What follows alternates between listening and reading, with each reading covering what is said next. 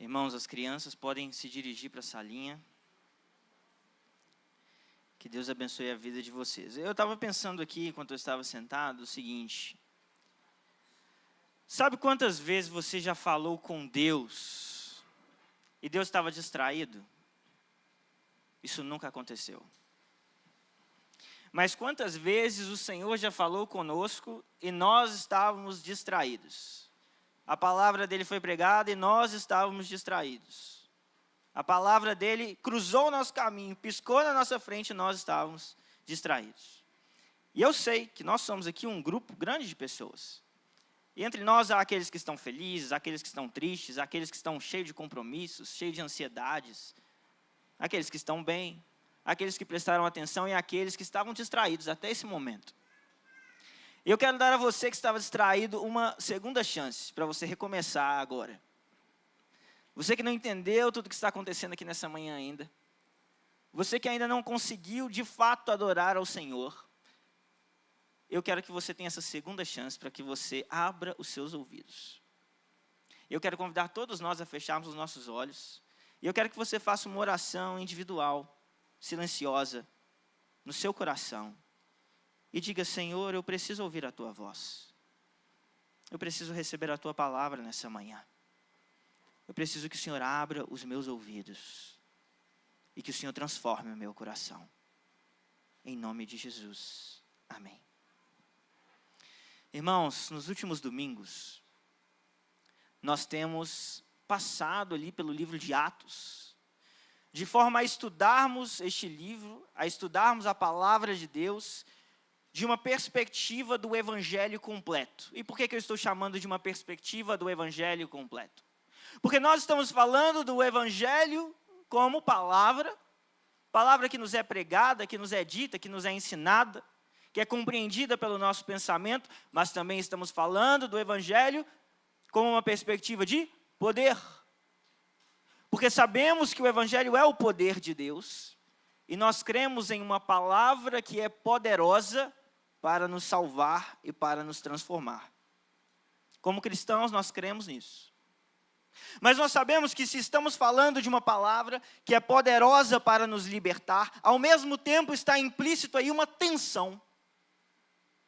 Há um tipo de contraste, um tipo de tensão, porque se estamos falando de uma palavra que nos liberta, há algo do qual precisamos ser libertos. Há algo que está prendendo as nossas vontades, as nossas mãos, a nossa mente, pensamentos. E a partir disso nós compreendemos que a realidade às vezes é dura. E que existem tensões na nossa vida, existem conflitos, existem angústias que cercam a nossa vida. E a partir disso nós precisamos considerar o livro de Atos. Sabendo que o livro de Atos está nos falando de um momento específico da história da igreja, onde Jesus, que encarnou, morreu, ressuscitou, agora ascendeu aos céus. E deixou os apóstolos, os discípulos, o seu povo, com uma missão. A missão de pregar o Evangelho. A missão de lançar os fundamentos da igreja. E são essas cenas que nós vemos aqui neste livro.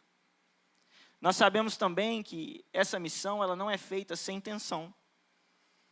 Que essa missão não é feita sem adversidades. Não é feita sem conflitos, perseguições.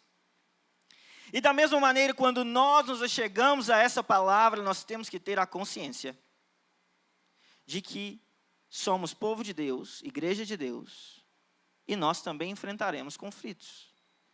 Nós também enfrentaremos batalhas, inimigos, perseguições, tensões de várias naturezas.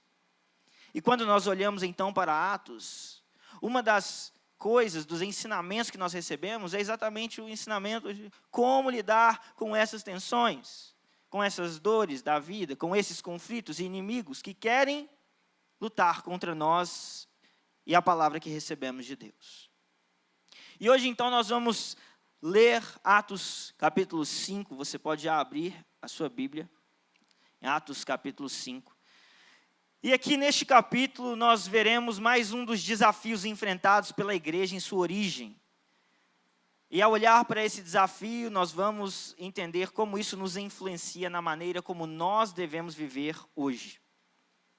Em Atos 5, que nós vamos começar a nossa leitura do versículo 27, vamos ler até o 42, mas o que nós estamos vendo aqui é um contexto, onde os apóstolos estavam a pregar o evangelho de Cristo Jesus.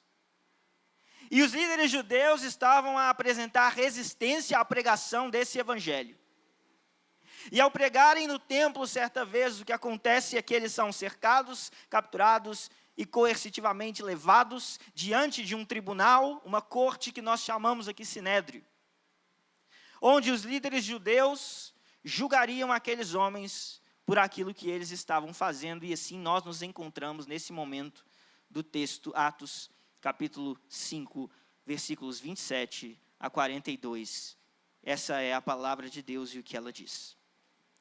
Trouxeram os apóstolos, apresentando-os ao Sinédrio. E o sumo sacerdote os interrogou, dizendo: não é verdade que ordenamos expressamente que vocês não ensinassem nesse nome?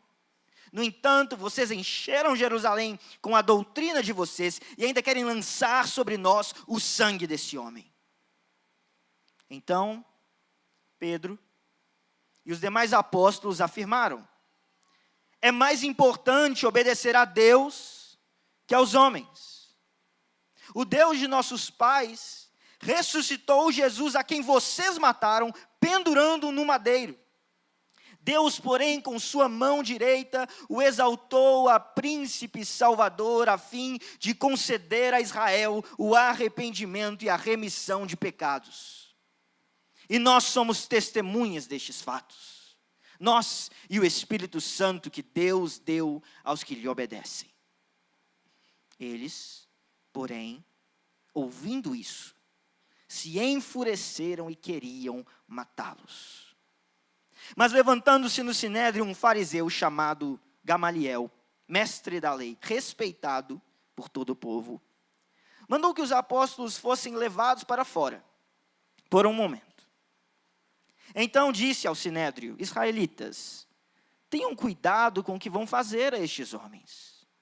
Porque algum tempo atrás se levantou Teudas, dizendo ser alguém muito importante, ao qual se juntaram cerca de 400 homens. Mas ele foi morto. E todos os que lhe obedeciam se dispersaram e foram reduzidos a nada. Depois desse se levantou Judas, o galileu, nos dias do recenseamento, e levou muitos consigo. Também este foi morto, e todos os que lhe obedeciam foram dispersos. Neste caso de agora, digo a vocês, não façam nada contra esses homens. Deixem que vão embora, porque se este plano ou esta obra vem de homens, será destruído. Mas se vem de Deus, vocês não poderão destruí-los e correm o risco de estar lutando contra Deus. E os membros do sinédrio concordaram com Gamaliel. Então chamaram os apóstolos e os açoitaram. E ordenando-lhes que não falassem no nome de Jesus, os soltaram. E eles se retiraram do sinédrio muito alegres, por terem sido considerados dignos de sofrer afrontas por esse nome. E todos os dias, no templo e de casa em casa, não cessavam de ensinar e de pregar que Jesus é o Cristo. Vamos orar mais uma vez? Senhor, nós queremos colocar agora nosso coração e mente diante de Ti, clamando ao Senhor, que nos dê discernimento da Tua palavra. Pai, nós estamos aqui como povo do Senhor, sedento por receber de Ti instrução que traz vida aos nossos ossos, que transforma a nossa existência. E nós pedimos ao Senhor, Deus, que isso daqui não seja uma atividade religiosa, vazia, um ritual, mas que seja o resplendor da Tua palavra poderosa para nos salvar. Que o Senhor traga temor ao nosso coração. E que o Senhor, Deus, nos maravilhe com a Tua verdade. Nós clamamos ao Senhor que os dons do Teu Espírito sejam derramados no nosso meio. E que o Evangelho se torne não apenas uma mensagem que carregamos nos lábios, mas algo que vivemos de maneira genuína. E o Teu nome seja exaltado aqui nessa manhã. Peço ao Senhor que o Senhor me use com graça para abençoar a vida dos meus irmãos. E que eu não seja obstáculo a eles, e sim um auxiliador para que o teu Espírito comunique a tua verdade. Em nome de Jesus Cristo nós oramos. Amém. Irmãos, eu quero te convidar para fazer um exercício imaginativo comigo. Pense que você está em um prédio muito alto, um arranha-céu, talvez mais alto do que o mais alto prédio que você já tenha estado alguma vez na sua vida. E você está ali, talvez, quem sabe, no 31º andar daquele arranha-céu. Em um corredor enorme, cheio de gente, passando ao seu redor.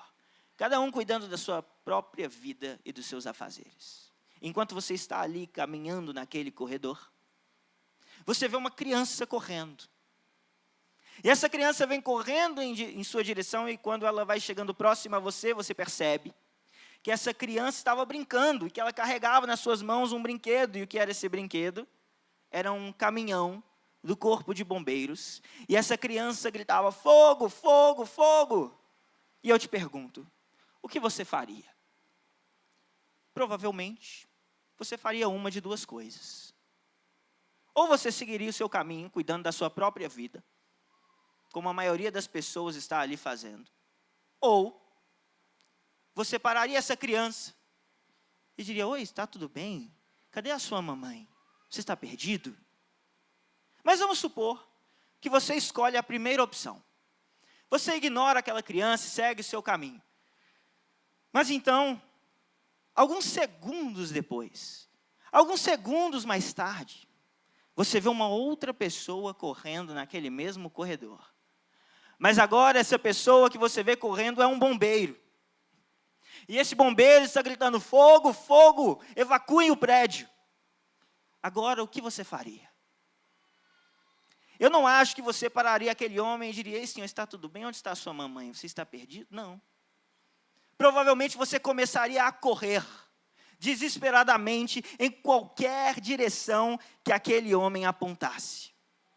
E agora, enquanto você vê aquela confusão instaurada, as pessoas correndo, buscando fugir daquele prédio, de repente você avista aquela mesma criança ao chão, chorando com seu caminhão do corpo de bombeiros. E você vai até ela e pensa, eu tenho que tirá-la daqui. E quando você chega até ela, a pega no seu colo, ela está chorando e ela começa a gritar com você, não, não, eu estava brincando. Eu quero ficar, não tem fogo nenhum. O que você faria? Você falaria assim, não, se a criança falou, está tudo bem. O bombeiro está errado. Não. Você ignoraria mais uma vez aquela criança, a tomaria nos seus braços e sairia correndo em qualquer direção que aquele bombeiro gritasse atrás de você, já que a sua vida depende disso. Mas a minha pergunta, então, a você, diante desse cenário, é por que você acha que você deveria obedecer ao bombeiro e não à criança? E é claro que um deles tem mais autoridade do que o outro. E se você tiver que um dia confiar a sua vida a um deles, eu espero que você saiba discernir em qual você deve confiar. Mas muitas vezes a nossa vida, ela é tão caótica quanto um prédio em chamas. E nós estamos andando por meio dessa vida que parece um prédio em chamas e existem várias vozes ao nosso redor, gritando e cada uma dizendo que devemos pegar uma direção. Pega o elevador, não pega o elevador, pega as escadas, pule, fuja, corra. E dependendo das vozes que nós vamos escolher obedecer, nós teremos consequências e implicações diferentes em nossas vidas. Isso significa que nós precisamos discernir qual voz nós devemos obedecer. Mas sabe qual é o problema? O problema é que nesse prédio em chamas, chamado vida, as pessoas têm escolhido obedecer crianças mimadas, ao invés de ouvir os bombeiros que estão gritando por sua segurança. O problema é que nós muitas vezes ouvimos até mesmo a voz infantil do nosso próprio coração, em vez de prestar atenção naquilo que Deus está dizendo para nos salvar. E assim, nós recebemos as consequências dessas escolhas.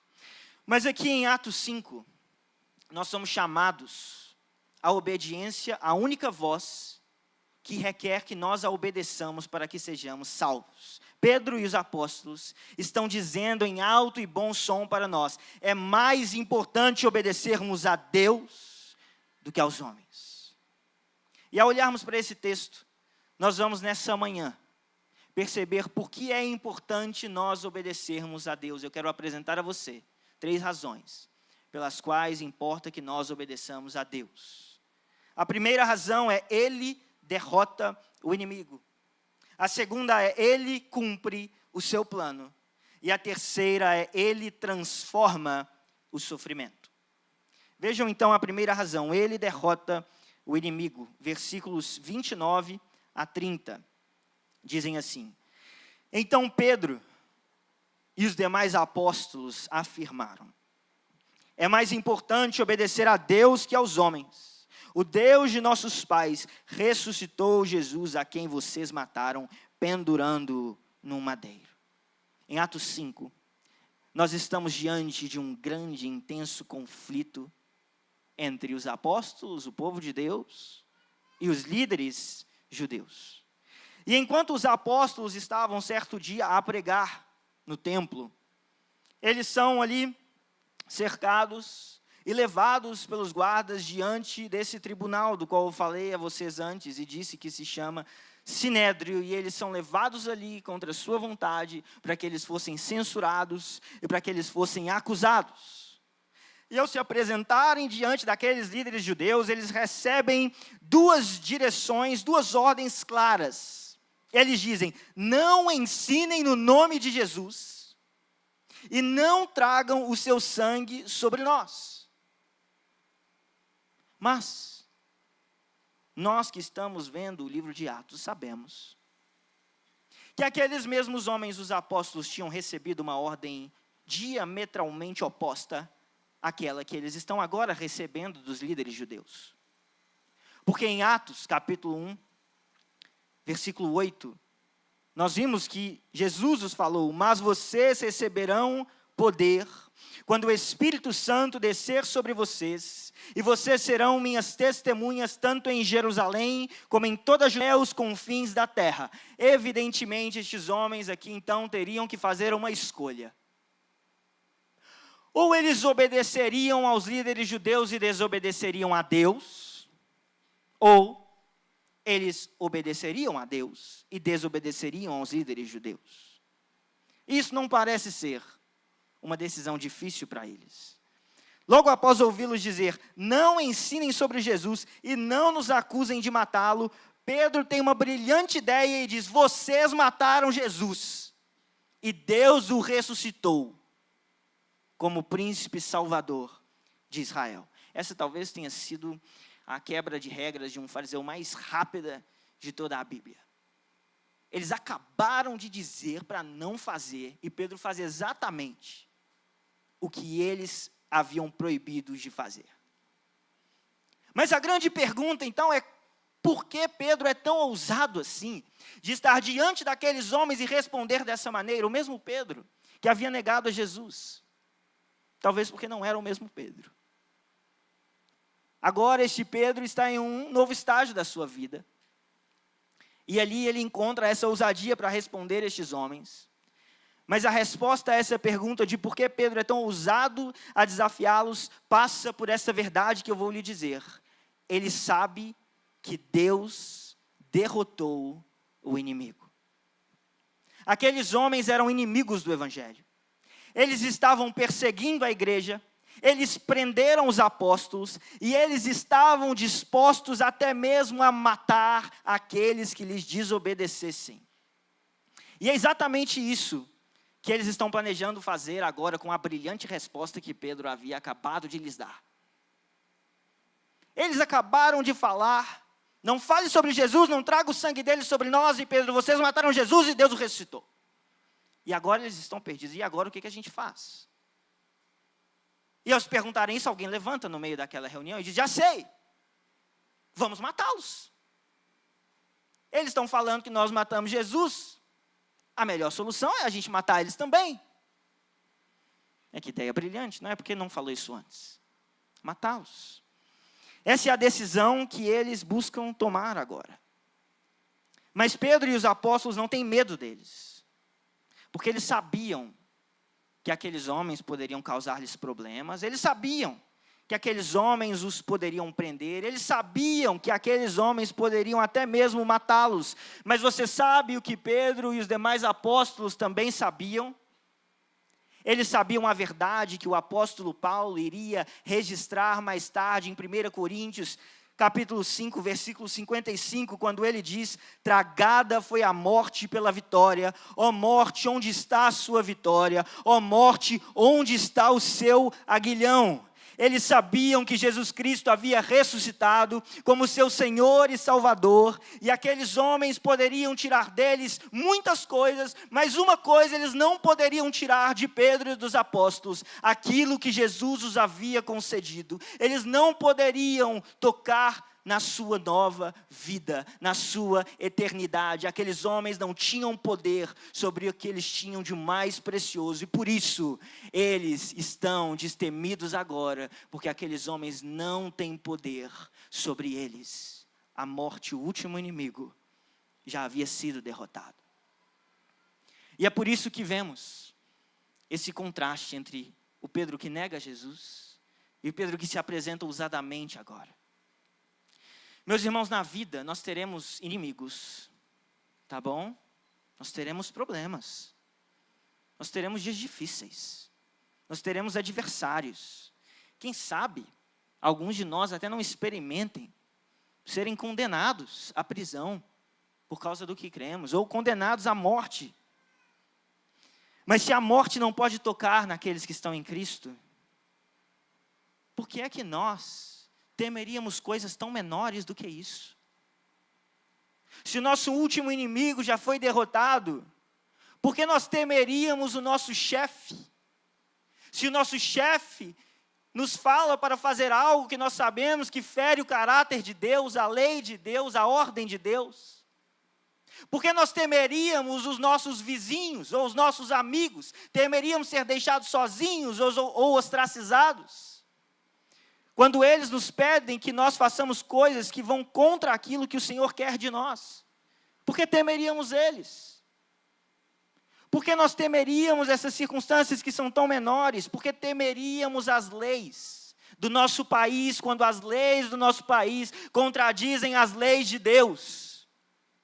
Por que nós temos que ter tanto medo ao nos levantar diante de uma sociedade que está em trevas e proclamar o evangelho da salvação, se a morte foi tragada pela vitória?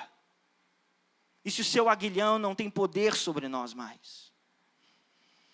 Nós devemos obedecer a Deus e não aos homens, porque Ele derrotou o último inimigo. Mas tem mais. Nós devemos obedecer a Deus, porque Ele cumpre o seu plano. Veja os versículos 38 a 39. Neste caso de agora, digo a vocês: não façam nada contra esses homens. Deixem que vão embora. Porque se este plano ou esta ordem vem de homens, será destruído. Mas se vem de Deus, vocês não poderão destruí-los e correm o risco de estar lutando contra Deus. E os membros do Sinédrio concordaram com Gamaliel. A resposta de Pedro, aquela resposta rápida, curta, objetiva, brilhante que ele dá, faz com que estes homens agora do Sinédrio queiram matá-los. E é nesse momento que Gamaliel se levanta em meio àqueles homens com uma importante e precisa análise daquela situação. Gamaliel vê algo que aqueles homens não haviam percebido, que eles não haviam discernido. Ele vê que se o julgamento sobre os apóstolos estivesse errado, eles estariam se opondo a Deus. E se o julgamento que eles estavam fazendo sobre os apóstolos estivesse certo, então eles não precisavam se preocupar. Porque o tempo seria suficiente para dissipar aquele movimento e para derrotar aqueles homens. E para esclarecer isso e fazer o seu ponto, Gamaliel, como um bom argumentador, usa outros dois exemplos de movimentos que aconteceram antes. Um liderado por Teudas e outro por Judas. E em ambos os movimentos, Gamaliel localiza um padrão. O líder morre e os seus seguidores desistem. E a sua análise não poderia ser melhor.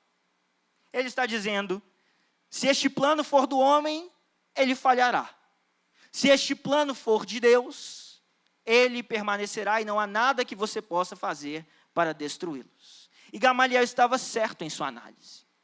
Ele estava especialmente correto, porque quando Cristo morreu, o cristianismo estava de fato pronto para morrer com ele. O que os discípulos fizeram foi, eles se acovardaram, eles se esconderam, eles fugiram, eles ficaram desesperançados e com medo, porque aparentemente o plano não funcionou. E eles se escondem porque não tinham motivos para continuar, até que eles encontram um motivo. E o motivo é que o Senhor deles havia morrido.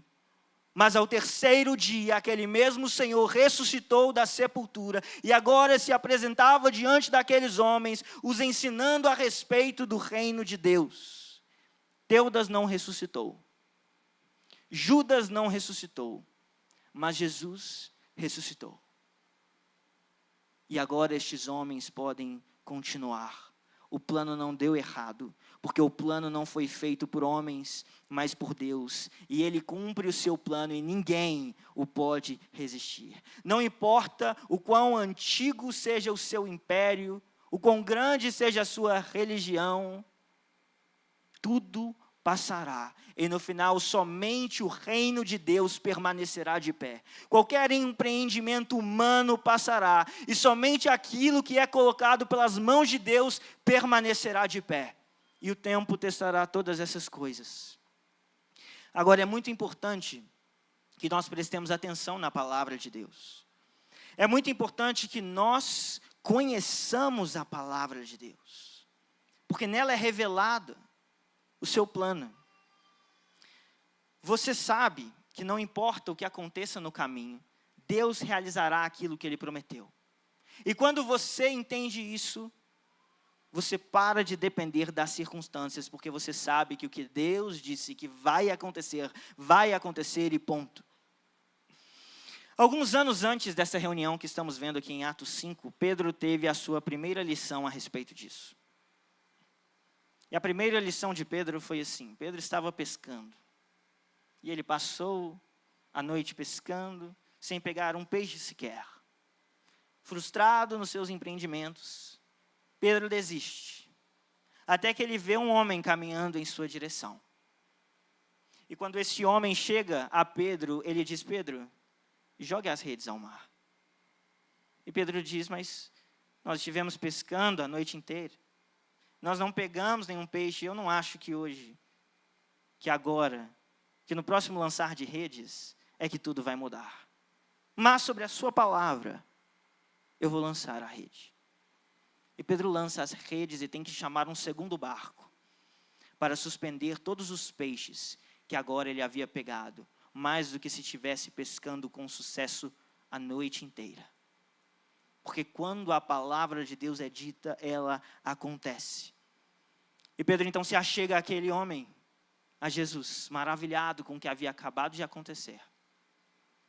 E ele é chamado ali para se tornar o seu discípulo. Porque não importa se o plano parece estar dando errado. Não importa se parece difícil ou contra todas as probabilidades que o cercam. Se o plano é de Deus, obedeça. Se a palavra é de Deus, faça. Ele cumpre o seu plano. E às vezes, se nós pararmos para olharmos ao redor, nós sentimos que tudo está desmoronando. Nós sentimos que tudo está fora de controle. Às vezes nós somos tentados a perder a nossa esperança e a desistir no lugar onde nós estamos. Mas hoje a palavra de Deus para nós é: continue, porque existe um plano maior do que o plano que você pensa. Existe um plano maior do que os seus olhos podem ver. E este plano, que é o plano de Deus, será cumprido, porque ninguém pode resistir à sua palavra. Ninguém pode vencer o seu poder. E o cumprimento desse plano não depende das circunstâncias, não depende do sinédrio, não depende de Gamaliel, não depende de Pedro ou dos apóstolos, não depende de você, não depende de mim. O plano depende de Deus. E quando Ele diz que algo vai acontecer, acontece, não importa o resto. e todas as coisas cooperam para o seu plano. Então continue com o seu olhar no alto, independente das circunstâncias. Ele cumpre o seu plano. Deus derrota o inimigo, ele cumpre o seu plano.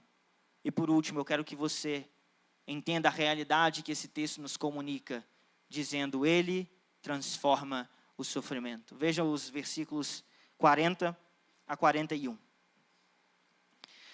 Então chamaram os apóstolos e os açoitaram. E ordenando-lhes que não falassem no nome de Jesus, os soltaram. E eles se retiraram do sinédrio muito alegres, por terem sido considerados dignos de sofrer afrontas por esse nome. Meus irmãos, após o discurso de Gamaliel, o sinédrio chega a uma conclusão: olha, então não vamos matá-los, mas vamos fazer o seguinte: traga-os aqui. Nós vamos dar uma surra neles. Nós vamos açoitá-los, puni-los. E eles então açoitam aqueles homens, batem naqueles homens e repetem aquilo que eles querem deixar claro: não ensinem sobre Jesus. Agora, qualquer pessoa normal, em uma circunstância como essa, depois de apanhar diante de figuras de poder, diria: tudo bem, eu aprendi a minha lição. Mas os cristãos não são pessoas normais. Os discípulos não são pessoas normais. Os apóstolos não são pessoas normais. Nós recebemos o poder de Deus, a ordem de Deus, o Espírito de Deus. E por isso, o que a palavra nos diz é que os discípulos sofreram nas mãos daqueles homens. Mas eles não reclamam, não se escondem, não lamentam. O que eles fazem? Eles se alegram. E por que é que eles se alegram? Por que alguém se alegraria com isso? Eles se alegram porque Deus transforma o nosso sofrimento. O sofrimento é geralmente algo que nos destrói, que nos faz cair, que nos traz angústia e dor. Mas quando você entende quem Deus é, e quando você entende quem você é em Deus, o sofrimento ganha um novo significado. Você recebe uma nova perspectiva para você enxergar o sofrimento. Então, novamente, eu te pergunto: por que é que aqueles homens se alegram em uma situação como essa? Primeiro, porque isso não foi surpresa para eles. Eles não estão chocados. Eles estão assim: nossa, por essa a gente não esperava que eles iam mandar bater na gente. Não. Eles não estão surpresos porque encontraram uma adversidade no seu caminho, mesmo porque Jesus os havia alertado sobre isso. Em João 15, 20, Jesus havia dito: se eles me perseguiram, também perseguirão a vocês. Isso não é novidade para eles. Eles não estão pensando assim: agora que a gente é crente, nossa vida vai ficar de boa. Nossa vida vai ficar fácil. Vai ter dinheiro, vai ter saúde, vai ter carro, vai prosperar. Não, eles não estão pensando nisso, porque eles não são bobos. Porque eles não foram enganados por Jesus.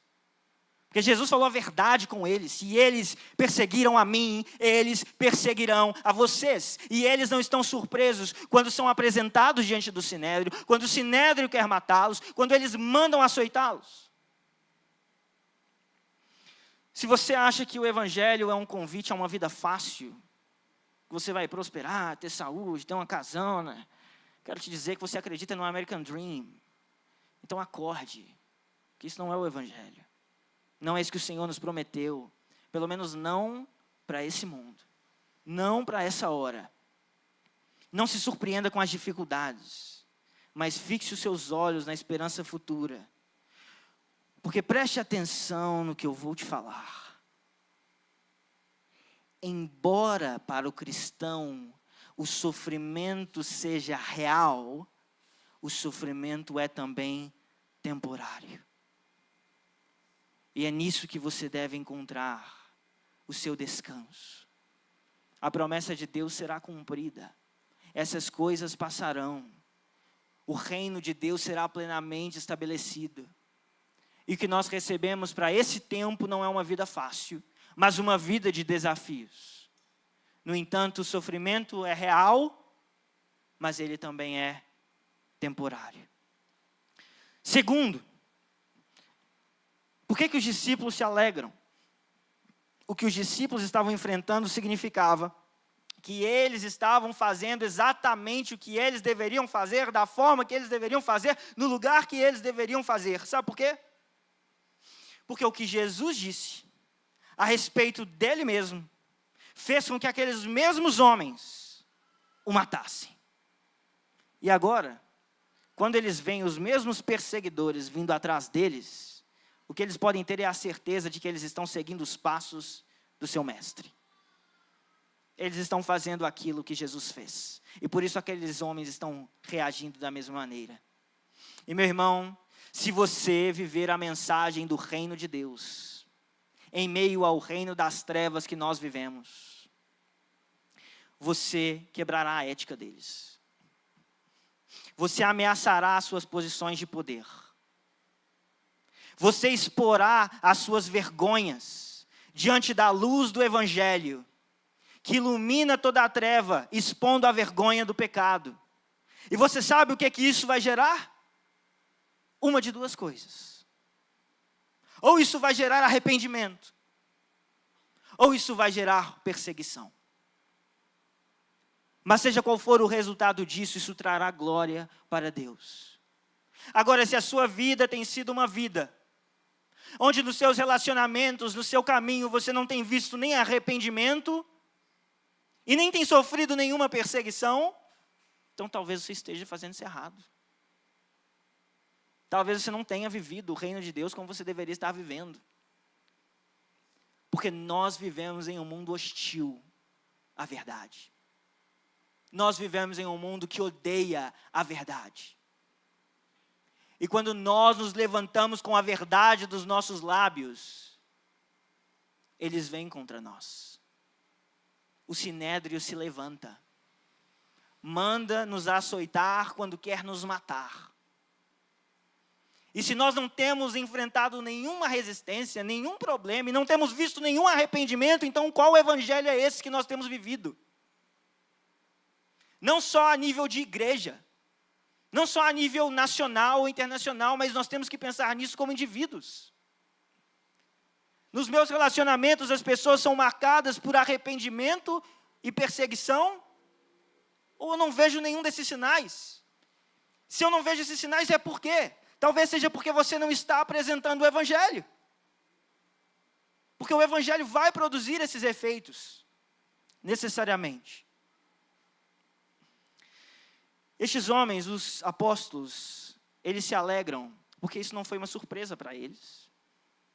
Eles se alegram, porque isso confirma que eles estão seguindo os passos do mestre deles. Mas a terceira razão pela qual os apóstolos se regozijam, depois de terem sido espancados pela sua mensagem, é porque eles têm a oportunidade de serem fiéis no meio da provação. E isso mostra o que Cristo realizou neles e por eles. Agora, prestem atenção no que eu vou dizer. Claro, o sofrimento deles é uma oportunidade de honrar a Cristo. Mas esse não é o motivo que nos é dado pelo qual eles se alegram. É claro que esse motivo é verdadeiro. Embora seja verdade que eles honraram a Cristo no seu sofrimento, não é por isso que eles se regozijam. Não é por isso que eles se alegram. Mas diz o seguinte, que eles se regozijaram porque foram considerados dignos de sofrer desonra por causa do nome. Eles não se alegram porque eles gostam de sofrer. Eles não se alegram porque eles acham isso legal. Eles se alegram porque enquanto aqueles homens os açoitavam, enquanto aqueles homens desferiam golpes contra eles, se você perguntasse àqueles homens, por que é que vocês estão nos açoitando? Por que é que vocês estão nos batendo? Por que é que vocês estão nos ferindo? A resposta deles seria, porque vocês amam demais a Jesus. Porque vocês são muito fiéis ao que Ele disse a vocês. E é nisso que eles encontram alegria. E não é apenas isso, mas também o fato de que na providência de Deus, Ele os tornou fortes o suficiente para que eles continuassem sendo fiéis. Em outras palavras, Deus não olhou do céu e pensou assim: nossa, eu não posso deixar esse povo passar por isso não, porque senão eles não vão aguentar, senão eles vão me negar, é melhor eu livrar eles disso. Não foi isso que Deus fez, não foi isso que Deus pensou, pelo contrário, Deus lhes mostrou o quanto importa sofrer pelo Evangelho, assim como Ele fez com Paulo. Deus os tornou fortes por meio ao sofrimento, os forjando naquele fogo, para que eles se tornassem semelhantes a Cristo, e agora eles estão alegres, porque eles dizem: Deus não olhou do céu e disse: não, eu não vou deixar que eles sofram, porque eles não resistirão. Deus olhou do céu e disse: eu vou mostrar a eles o quanto importa o que o meu filho fez. Eu vou mostrar a eles o quanto importa o Evangelho. E é ali que esses homens se alegram, porque foram achados dignos de sofrer desonra por esse nome. Eles estão pensando: obrigado, Senhor, por eu te amar tanto, que ainda na ameaça de morte, eu posso permanecer no teu amor. Essa é a verdade que traz alegria ao coração deles. De saber que Deus forjou neles um espírito forte, pela ação do Espírito de Deus, para que eles resistissem ao sofrimento, às dores e à perseguição. Irmão, quando as provações e tribulações vierem, elas virão. Não se surpreenda, mas encare essas oportunidades como um fogo purificador, que está forjando o seu coração e construindo em você um caráter semelhante ao de Cristo. Descubra o quão importa sofrer por esse nome. O quão importa sofrer pelo Evangelho. Porque nós vivemos em um mundo mau, mas no sangue dos santos, o nome de Deus é glorificado, e um dia toda a justiça de Deus será consumada nesse mundo mau. E não haverá mais dor, nem pranto, nem choro, porque todas as coisas serão feitas novas. Veja isso como uma oportunidade de honrar a Cristo. Mas também coloque os seus olhos no único que pode guiá-lo através do sofrimento, sustentando fielmente, para que você seja considerado digno de sofrer por esse nome. E é porque Jesus obedeceu em meio ao sofrimento mais terrível.